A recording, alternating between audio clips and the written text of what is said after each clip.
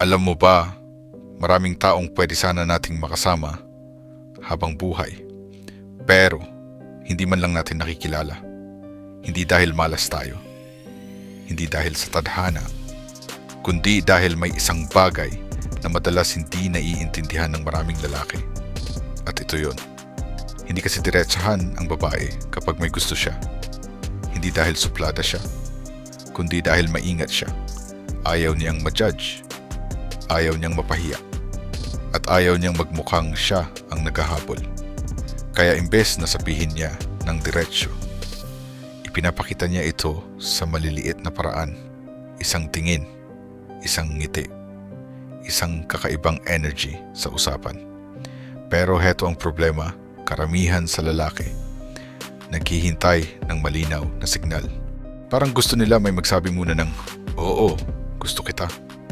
Pero sa totoong buhay, hindi ganun gumagana ang attraction.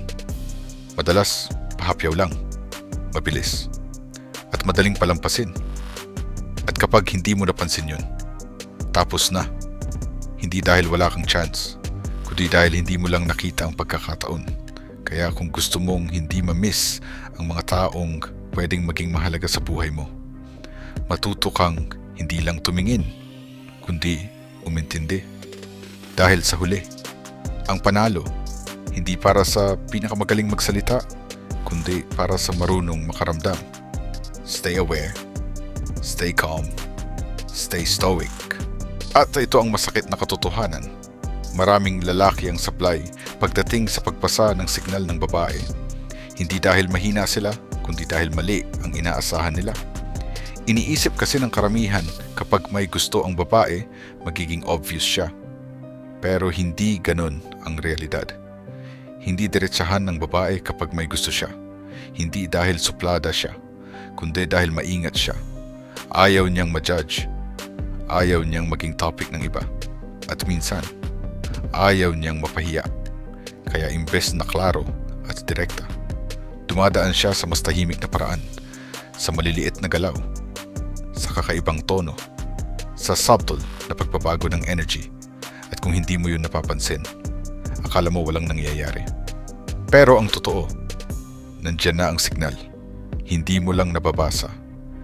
Kaya hindi sapat na marunong ka lang tumingin. Kailangan marunong ka ring umintindi.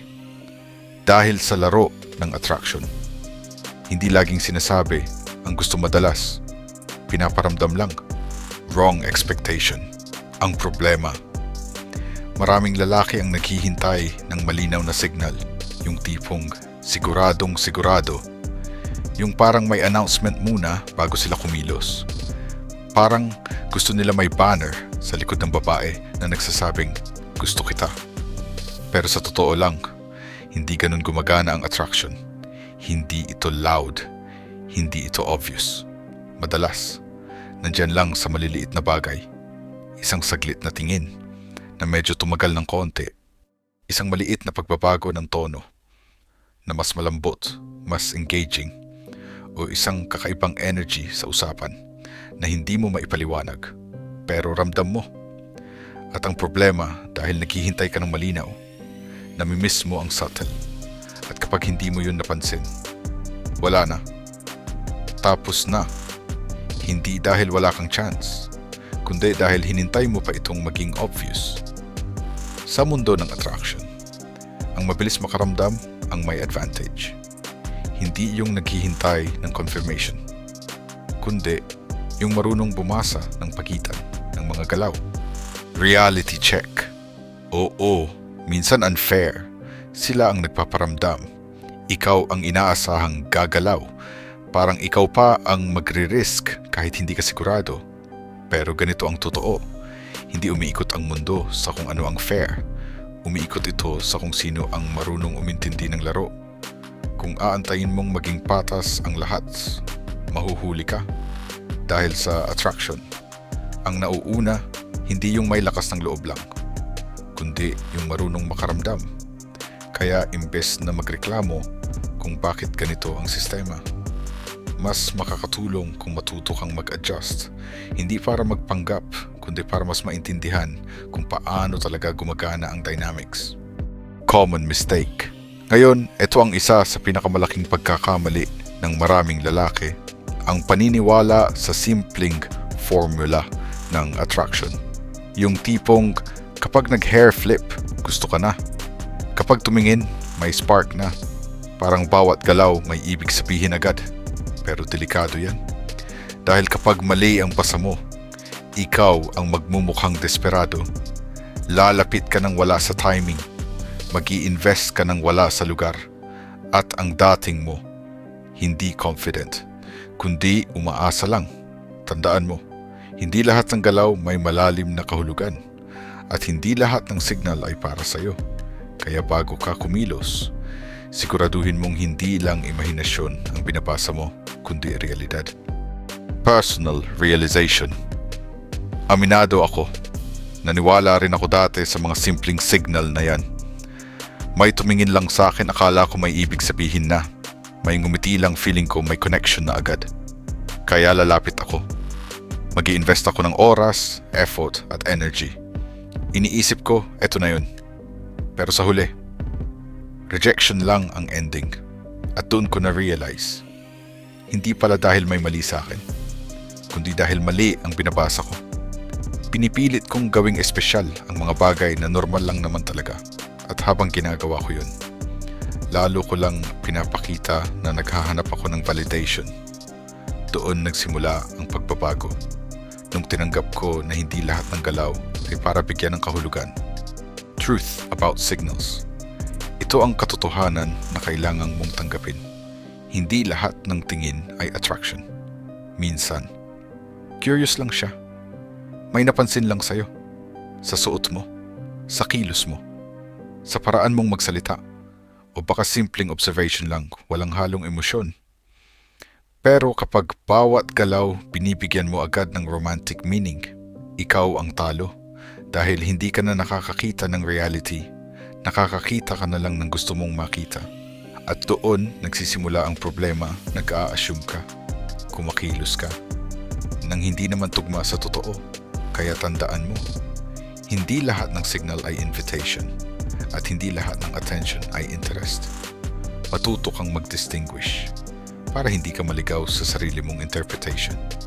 Energy shift problem. Kapag masyado kang na-obsess sa signals, nawawala ka sa mismong moment.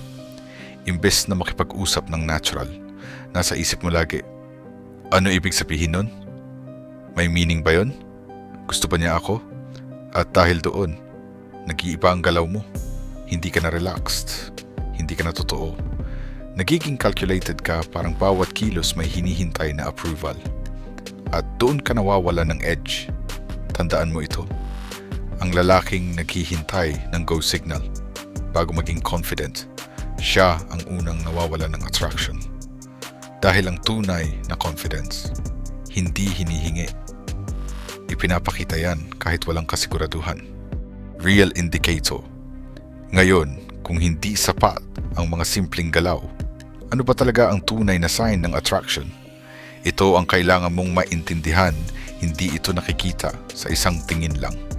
Hindi ito isang hair flip. Hindi ito isang ngiti. Ang tunay na attraction, nakikita sa pagbabago ng behavior. Kapag may tama ka sa kanya, nag-iiba ang energy niya. Hindi na siya purely logical. May konting tension, may konting excitement, may kakaibang vibe sa interaction niyo. At doon mo makikita ang totoo, hindi sa iisang signal, kundi sa consistency ng pagbabago. Kapag iba ang kilos niya sa'yo kumpara sa iba, doon nagsisimula ang totoong meaning. Isipin mo ito, kapag kausap mo ang babaeng hindi mo gusto, normal ka lang, kalma, diretso magsalita, walang pressure. Pero kapag kaharap mo ang babaeng type mo, biglang may nagbabago, nagiging conscious ka sa kilos mo. Mas iniisip mo ang sasabihin mo. Nag-iiba ang tono ng boses mo. At minsan, nag-e-effort ka pa nang hindi mo namamalayan. Hindi dahil nagpapanggap ka, kundi dahil may instinct na gumagalaw. Ngayon, isipin mo, ganun din ang babae. Kapag gusto ka niya, hindi siya pareho sa lahat. May subtle na pagbabago. Minsan mas playful, minsan mas reserved, minsan mas engaged kaysa usual. Hindi mo man agad ma-explain, pero mararamdaman mong iba. At doon nagsisimula ang tunay na signal. Kaya tigilan mo ang paghahanap ng tinatawag nilang magic signal. Walang iisang galaw na automatic may ibig sabihin. Hindi ganun kasimple ang attraction. Ang dapat mong hanapin ay ang pagbabago ng pattern. Tingnan mo kung paano siya kumilos sa iba at ikumpara mo kung paano siya kumilos sa'yo. Kapag pareho lang, walang espesyal. Pero kapag may difference, mas may energy, mas may attention, mas may emosyon. Doon mo masasabi na may ibig sabihin. Tandaan mo, ang tunay na signal, hindi nakikita sa isang moment. Nakikita ito sa consistency ng pagbabago. Number 1, jealousy, probing. May isang sign na madalas hindi napapansin ng mga lalaki. Bigla siyang magkwento tungkol sa ibang lalaki. Sasabihin niya may nagte-text sa kanya, may nag-aaya lumabas, o may kausap siyang iba. At habang kinukwento niya yon, inoobserbahan ka niya. Hindi yan random. Sinusukat ka niya. Sa ilalim ng lahat ng yun, isa lang ang tanong niya. May epekto ba ako sa kanya? Dito kadalasang nagkakamali ang lalaki. Kapag nagtanong ka ng insecure, sinong lalaki yan? Bakit kayo magkasama? O kapag nakipagkompetensya ka o nagyabang ka, lumalabas na naapektuhan ka. Pero ang tunay na lakas, kapag kalma ka lang, relax, hindi natitinag, parang walang nagbago sa'yo. At doon niya mararamdaman na hindi ka madaling galawin. At doon nagsisimula ang tunay na attraction. Number 2, frame testing. Ito pa ang isa. Tatawagin kanyang mayabang, suplado, o minsan diretso pa jerk. Sa unang tingin, parang insulto. Pero kapag pinansin mo ang tono niya, hindi yun galit. May halong challenge. May halong curiosity. Dahil ang totoo, tinetest ka niya. Tinitingnan niya kung totoo ba ang confidence mo o hanggang salita lang. Dito bumabagsak ang maraming lalaki. Kapag nag-explain ka agad, parang humihingi ka ng approval. Kapag na-offend ka, lumalabas na fragile ang ego mo. At kapag nagalit ka, parang nawawala ang control mo. Pero ang tamang galaw, simple. Ngiti lang. Konting biro. Tahimik na confidence. Hindi mo kailangang patunayan ang sarili mo. At kapag hindi ka niya kayang igalaw, dun ka mas nagiging attractive. Number 3, attention manipulation. Ito naman ang isa sa pinaka nakakalitong signal. Mainit siya ngayon, tapos biglang malamig bukas. Kanina ang bilis mag-reply, engaged sa usapan, parang interesado talaga. Tapos kinabukasan, ang lamig na. Mabagal na mag-reply, parang may distansya. At dito nagpapanik ang maraming lalaki. Iniisip agad, wala na, nawala na siya ng interest. Pero hindi laging ganon. Minsan, test lang ulit yan. Sa isip niya, may simpleng tanong. Hahabulin ba ako nito? Magiging needy ba siya? Magbabago ba ang energy niya kapag umatras ako? At dito nasisira ang attraction. Kapag nagpanik ka, nag-double text, o hinabol mo siya, ipinapakita mong kaya ka niyang kontrolin. Pero kapag hindi ka nagbago, steady ka lang, pareho pa rin ang energy mo, hindi ka needy, doon niya mararamdaman na hindi ka basta-basta natitinag. At doon, mas lumalakas ang attraction. May isang tanong na tahimik pero sumisira sa maraming lalaki. Interesado ba siya sa akin? Mukhang harmless, di ba? Pero kapag yan ang focus mo, nagiging automatic ka na lang na approval seeker. Bawat galaw niya sinusuri mo. Bawat salita, binibigyan mo agad ng kahulugan. Parang bawat hakbang mo, kailangan may go signal muna.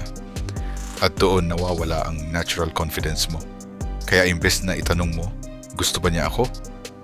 Palitan mo na lang sa isip mo, may value ako. Hindi ito delusion. Hindi ito pagpapanggap. Ito ang tinatawag na inner positioning kapag naniniwala ka sa sarili mong value. Hindi mo na kailangan ng confirmation ng iba. At doon nagsisimula ang tunay na attractiveness. Hindi lahat ng babae magugustuhan ka. At ayos lang yun. Hindi ito insulto. Hindi ibig sabihin may mali sa'yo. Ibig sabihin lang, hindi kayo tugma. At kapag natutunan mong tanggapin yun, mas nagiging malaya ka sa laro ng attraction. Ang attraction. Hindi mo pwedeng pilitin. Hindi ito nakukuha sa paghahabol o pagbibigay ng sobra. Lumalakas ito kapag kalma ka, buo ka sa sarili, hindi ka naghahabol. Ang lalaking steady kahit may tests, kahit may cold treatment, kahit may rejection. Siya ang may tunay na edge, kaya tigilan mo ang paghahabol sa bawat signal. Ayusin mo ang sarili mong frame. Panatilihin mong matatag ang center mo.